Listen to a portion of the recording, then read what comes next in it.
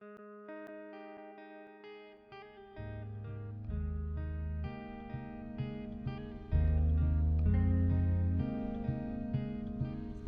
testify as an expert witness in class action lawsuits about unconstitutional conditions.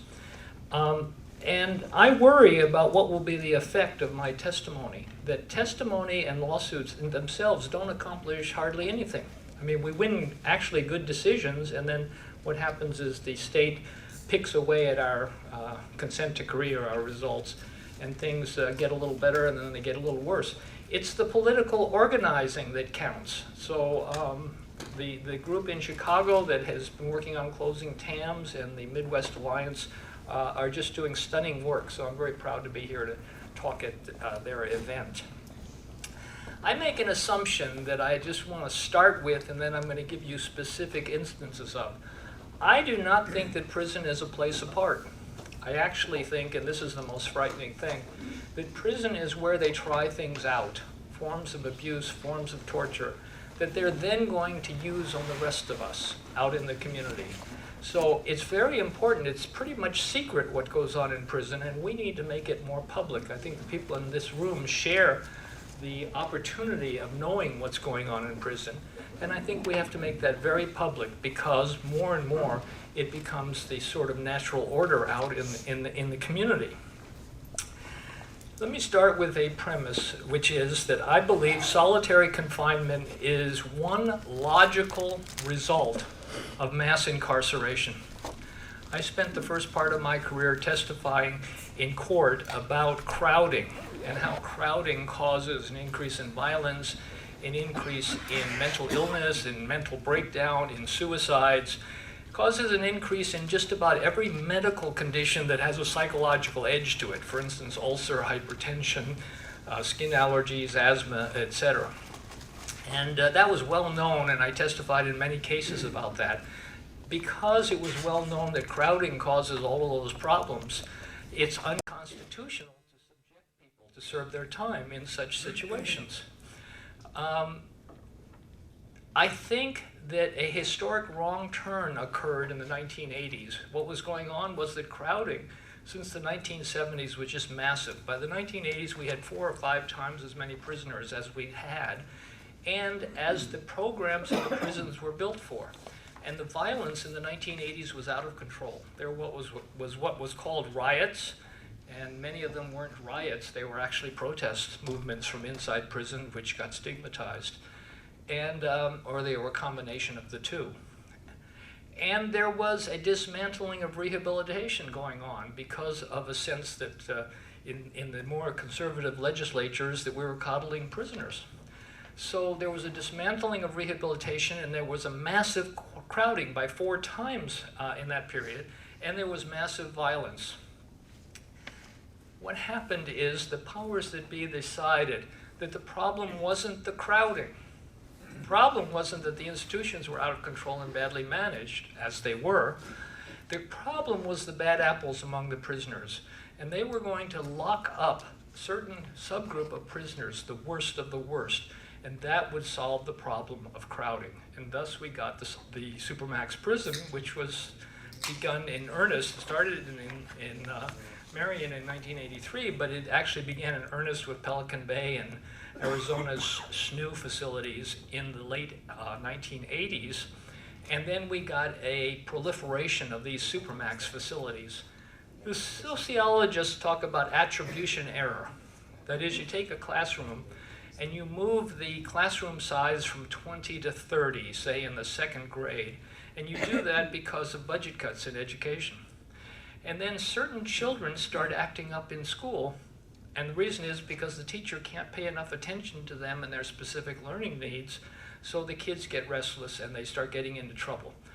Now, what does the system do? It has 2 choices. It can either identify certain kids as problem kids and then give them Ritalin or send them to a psychiatrist or discipline them and kick them out of school. Or we could say that it was a mistake to increase the classroom size from 20 to 30.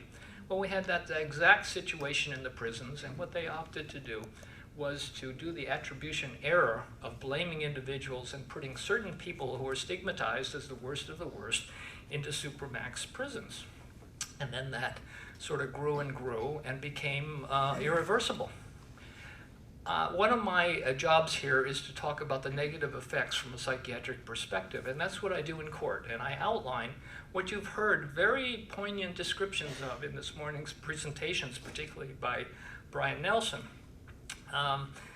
A relatively stable prisoner when placed in solitary confinement. Now, Mumia Abu-Jamal has described this as living in your bathroom. The cell is about the size of a small bathroom, and the toilet is actually right there next to the head of your bed. And you put a person in there and leave them there.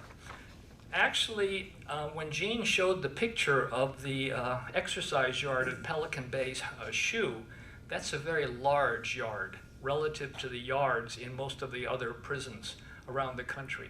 The dog runs are actually divisions of a yard that size. That yard is about 20 feet wide and about 60 feet long. And the dog runs that the prisoners talk about are actually taking a place like that and subdividing it into 4 lanes. And then that becomes what's called the dog run. So it's even worse than what you saw in the slides. And what happens to people in these situations is they get a series of predictable symptoms. Everybody gets these symptoms. For instance, headaches. 80% of prisoners in SHU complain of headaches like they've never had before. Sleep problems. Sleep is an objective problem because the lights are on all night. There's noise all night. It's also a part of the symptoms, the psychological symptoms of isolation. They're isolated and they're idle. They have nothing meaningful to do in their cell. Anxiety mounts, panic attacks are very, very prevalent. There's anger, and then there's this symptom that I hear about universally all over the country and is among prisoners who don't talk to each other, and that is a dread reaching panic proportions that their anger is going to get out of control and they're going to get into further trouble. When you hear a symptom like that from all over the country, and I've been in about 20 states looking at these units, you start to think that's something to do with the isolation itself. What happens if you have no ability to check on the negative feelings towards you? In other words, you're in a cell and there are officers talking to each other down the hall and laughing.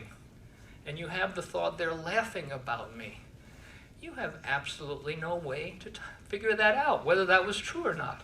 And so next time you hear them laughing, oh, now they found out that whatever, that I did something yesterday or whatever, and they're out to get me. Or if you're of a different race than those officers, they're racist, they're going to kill me. And these ideas keep growing because there's absolutely no way to check them out. You're having no human contact, so you have no way to test it.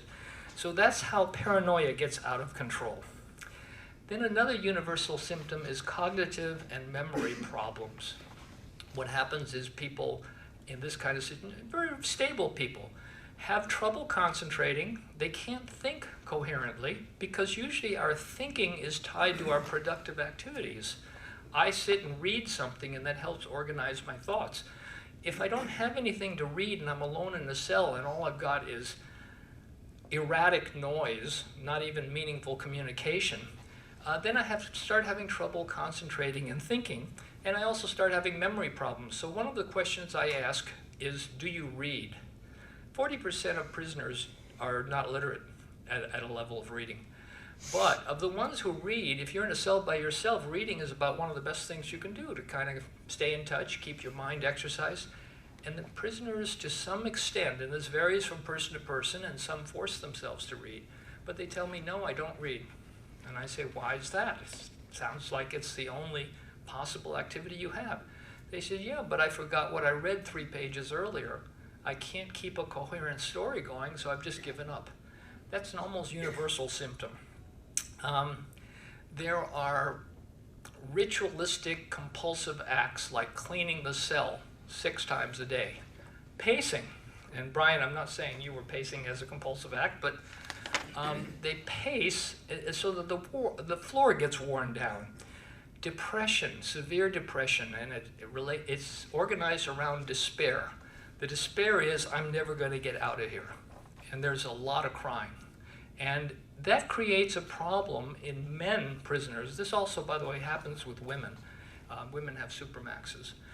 And crying for men is a particular problem because, think about it. We were raised and told by our coaches, don't cry. Well, you don't be a sissy. You're acting like a girl. And that's part of male culture. So they get into a supermax situation and they find themselves crying and they can't control themselves. And they tell me in one way or another, I'm losing my mind. All right, those are what I call relatively stable people. Now what happens to someone who's prone to mental illness? Well, all of the things I just described to you are precipitating factors of an acute psychotic episode. That is, if you have paranoid ideas that you cannot reality test, and you're prone to psychosis, you start having a breakdown. If you have mounting anxiety and mounting anger, those are precipitants of psychosis. So psychotic episodes occur a lot in these isolation units. I'm often asked, is it that the people with mental illness are selectively placed in solitary confinement? Or do the conditions of solitary confinement cause them to break down and have psychotic episodes? And the answer is both. If you think about it, most people go to prison in their late teens and early 20s, go for the first time. And if they're going to be locked in solitary, that's when they get to solitary. Most first breakdowns in schizophrenia occur in the late teens and early 20s.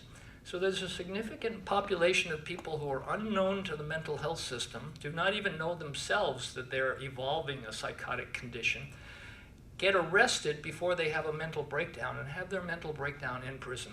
They are really out of luck because the mental health services, that's something else I testify, are on average awful. And the behaviors that they perform as part of their psychotic episode are going to be interpreted as rule breaking and they are going to be put in solitary confinement.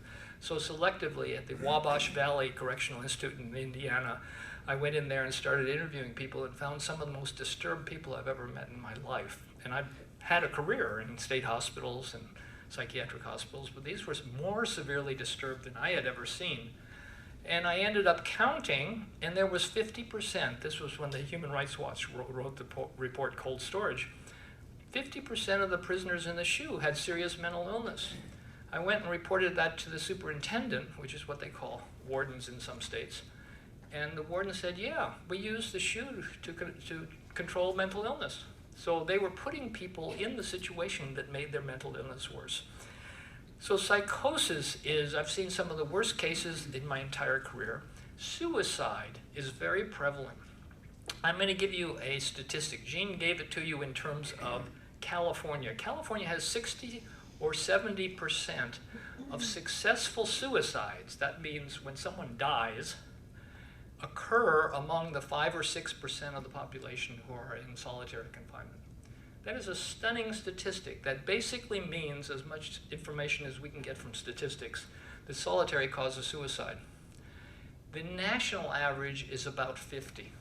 New York reports 43%, other states report 50, Oregon reports 60, so it varies, but the average is 50%. That is a stunning finding. Again, the reason is despair. Most people in SHU tell me, now different states have different reasons to put people in solitary confinement. One reason is that you've misbehaved and you have a certain number of tickets with a certain amount of solitary time to do.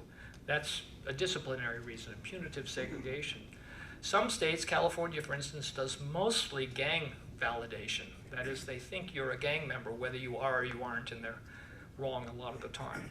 And if you have a gang validation charge leading to your placement in Pelican Bay SHU, for instance, that's a life sentence. You're never getting out of there unless your term ends, because this is a sentence within your prison sentence. So you're never going to get out. It's an indeterminate sentence. But even the people who get, say, a year sentence to solitary confinement because of a series of disciplinary tickets, they will tell me, I'm never going to get out of here, I'm going to die. And I'll say, what are you talking about? You've only got a year sentence to SHU. And they said, yeah, but that's if I stay ticket free for that year that I'm in the SHU. When I'm in here, I get so angry and my behavior gets so out of control that I give lip to the guard. They write me a ticket, and then I've got another year to do, and that process will never end. So while despair is a symptom of being in isolation, it's also an objective reality of where people are. In solitary confinement, a culture of punishment evolves, and it's a ratcheting effect. The ratcheting effect is this: there's nothing good that can be given to any prisoner in solitary confinement. There are no privileges. There are no amenities. Rehabilitation has been described. The place is anti-rehabilitative. If they give you a stack of papers and they say, read this and your anger will be more in control. First of all, that's entirely wrong empirically. That is, the place is going to build more anger in you than those pieces of paper will help you control. But second of all, it's a rare prisoner can get anything from those pages without human contact. So basically, there's nothing going on in this cell, nothing that prepares a person when they get out to be a successful citizen.